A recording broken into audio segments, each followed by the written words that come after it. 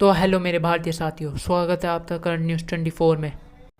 तो दोस्तों, आप जानते हो कि जैसे रशिया भारत और चाइना को सस्ता तेल बेच रहा है, वो भी यूक्रेन युद्ध की वजह से उसे बेचना पड़ रहा है क्योंकि यूरोप के देश उसे कोई तेल खरीद ही नहीं रहे हैं। जिस वजह से रशिया तो सस्ता तेल बेचना पड़ रहा है, भारत और चाइना तो। बट इससे फ़ायदा रशिया तो हो रहा है क्योंकि वो युद्ध लड़ पा रहा है यूक्रेन के विरुद्ध। तो रशिया को कमज़ोर करने के लिए कई बार पश्चिमी देश नए नए तरीके अपना चुके हैं, बट वो कर नहीं पाए। तो इस बार उन्होंने कुछ नई तकनीक अपनाई है, जिसके लिए उन्होंने क्या किया है कि प्राइस कैप लगा दिया है उसके ऊपर, रशियन तेल के ऊपर। पर वो तो पहले भी लगाया था। इस बार इन्होंने किया है कि 9 मार्च तक जो प्राइस कैप है, मतलब जितने भी देश है तेल खरीद सकते हैं, उसके बाद जो भी खरीदेंगे वो प्राइस कैप के साथ ही खरीदेंगे। बट अगर जिसने प्राइस कैप के अलावा भी तेल लेना चाहा, उसे तेल ही नहीं मिलेगा क्योंकि जो तेल सप्लायर वो होती है शिप्स, वो यूरोपीय देशों की है और अमेरिका वगैरह की है। इनके पास ही इन चीज़ों का बिजनेस है। और अगर इन्हीं की कंपनियां रशियन तेल सप्लाई करती है दूसरे देशों को, तो जो इनका इंश्योरेंस सिस्टम होता है, इनकी सरकारों का, इनकी जो प्राइवेट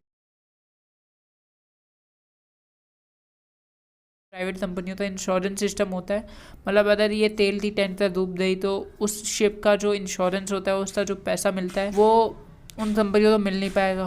तो इस सरकार ने बोल दिया अगर आपने वो रशिया का तेल सप्लाई किया दूसरे देश को ज़्यादा पैसे खा के भी, तो आपकी जैसे शिप कभी भी डूब जाए तो आपका इंश्योरेंस ही नहीं होगा। और बिना इंश्योरेंस वाली शिप को तो कोई देश उससे तेल ही नहीं देता। अरे तेल छोड़ो, कोई देश उसे अपनी सीमा के अंदर घुसने नहीं देता। पता है, कोई हादसा हो गया ना तो डायरेक्ट कंपनी पैसा मान देती उस देश से जिधर यह हादसा हुआ है, क्योंकि उसकी समुद्री सीमा में यह हादसा हुआ है। और मतलब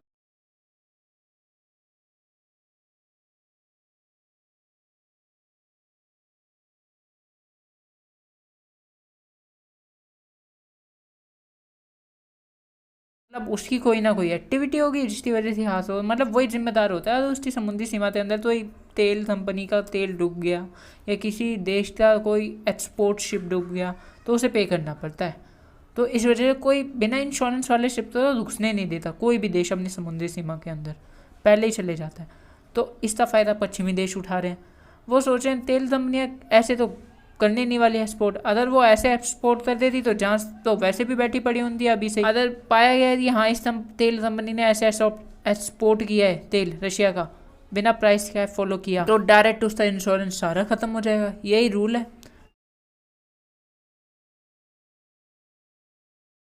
तो इसकी वजह से अब तेल कंपनियां क्या चाहेंगी कि हाँ भाई प्राइस टैग वाला तेल ले जाएंगे, वरना तो हमारा सारा इंश्योरेंस सारे ने, मतलब जितना पहले पैसा भरा हुआ है वो तो अब हो गया, फिर आगे अगर शिप भी डूबी तो उसका भी पैसा नहीं मिलेगा, फ़ायदा क्या होएगा कंपनियों को। तो वो तो पहले चाहेंगी कि हाँ भाई प्राइस कैप वाला तेल ले जाएं। बट रशिया इनका भी साचा बैठा पड़ा है भाई। वो ये सोच रहे हैं कि हाँ हमने अपनी कंपनियों की लंका ला दी तो आपको कंपनियाँ कुछ नहीं करेगी। तो रशिया इनका भी साचा है। उसने क्या किया, शो शिप्स अपनी निकाल ली जो पहले मतलब नौसेना से रिटायर हुई शिपें थी, वही रशिया अब दोबारा यूज़ कर रहा, रिकन्स्ट्रक्ट करते और उनसे वो बना देता टैंकर, रशिया मतलब शिप टैंकर, और उनका यूज़ करेगा। बट ये भी कब तक चलेगा, 1.5-2 साल। पर आगे से पेनल्टी तो 8-9 साल की अमेरिका लगाने के चक्कर में। तो रशिया ने अब भारत को ऑफर दिया है, जो शिप बिल्डिंग बिजनेस है ना, उसमें रशिया तो एक्सपर्टीज़ तो है बट उसके पास लेबर नहीं है, और ना उसके पास मतलब लोहा स्टील जैसी चीज़ें जिनसे वो बने, और भारत के पास ही है पर एक्सपर्टीज़ नहीं है। तो रशिया चाहता है कि भारत उसके साथ मिलते शिप बिल्डिंग का बिजनेस स्टार्ट करे। बट अभी रशिया के मतलब केंद्रीय मंत्री उन्होंने ऑफ़र किया है, तो अभी भारत के ऊपर है वो क्या इस ऑफ़र तो एक्सेप्ट करेगा या नहीं।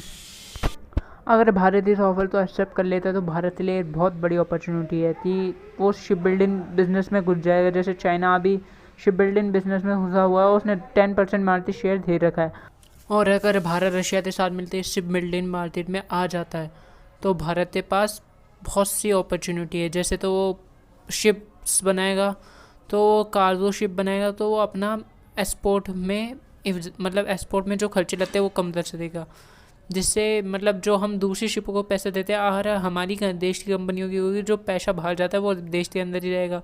दूसरा जो क्रूज़ शिप है उसको बनाने का एक्सपीरियंस रशिया के बाद बहुत ज़्यादा है। क्रूज़ शिप वो शिप होती है जिसमें लोग घूमने वगैरह जाते हैं, जैसे टाइटैनिक शिप थी उसी की तरह ऐसी शिपें रशिया बहुत सारी बनाता है और ये बिकती है यूरोपीय देशों में। तो इससे भारत दोनों मार्केट में आ सकता है, तो cruise ship in make in market में और दूसरी शिप बिल्डिंग मार्केट में। अगर ये ऑफ़र रूस का भारत एक्सेप्ट करता है तो। दोस्तों कैसी लगी न्यूज़? अगर अच्छी लगी तो इस वीडियो को लाइक करें, शेयर करें और चैनल को सब्सक्राइब करें। जय हिंद।